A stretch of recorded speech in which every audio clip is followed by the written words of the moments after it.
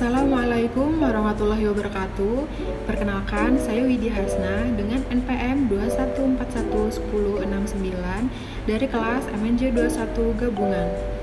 Di sini saya akan menyampaikan review materi tentang hierarki strategi dalam manajemen strategi pemasaran. Dari materi yang sudah saya pelajari, hierarki strategi menggambarkan tata letak dan hubungan strategi perusahaan dan substrategi organisasi. Strategi individu disusun secara hierarkis dan konsisten secara logis pada tingkat visi, misi, tujuan, dan metrik. Selanjutnya, hierarki juga mencakup berbagai tingkat pekerjaan, yakni mulai dari karyawan tingkat pemula, karyawan tingkat menengah, manajer tingkat menengah, manajer senior, dan kalangan eksekutif seperti CEO. Dalam proses pengambilan keputusan di perusahaan biasanya bersifat formal dan mengalir dari atas ke bawah. Lalu selanjutnya, dalam hierarki strategi itu sendiri terdapat 3 definisi strategi. Nah, sebelum kita akan membahas tentang definisi strategi lebih lanjut, pertama saya akan menyampaikan tentang apa sih yang dimaksud dengan definisi strategi itu sendiri. Yang dimaksud dengan definisi strategi adalah master plan yang menyeluruh yang memaparkan bagaimana suatu perusahaan akan mencapai misi dan tujuannya. Lalu selanjutnya yang pertama ada definisi strategi korporasi atau corporate strategy. Itu merupakan arah sebuah perusahaan secara keseluruhan dan manajemen usahanya. Lalu yang kedua ada definisi strategi bisnis atau bisnis strategi. Ini merupakan menekankan kepada perbaikan posisi kompetitif dari produk perusahaan atau unitnya. Lalu yang ketiga ada definisi strategi fungsional atau functional strategy.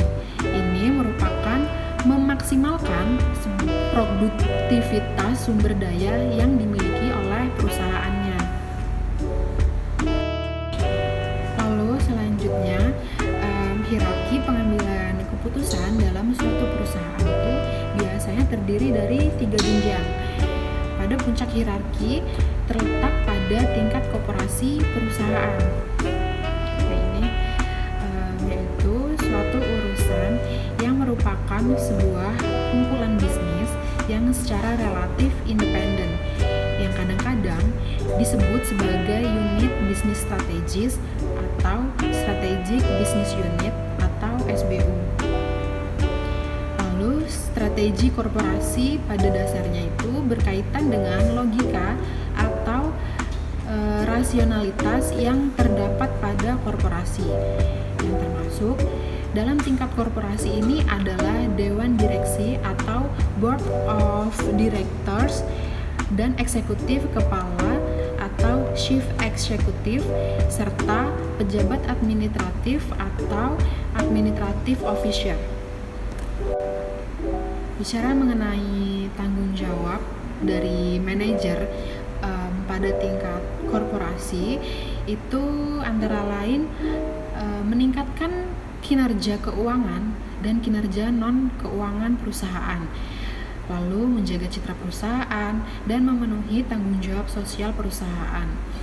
Mereka juga menetapkan sasaran dan merumuskan strategi yang mencakup bidang kegiatan dan bidang fungsional dari bisnis-bisnis yang ada.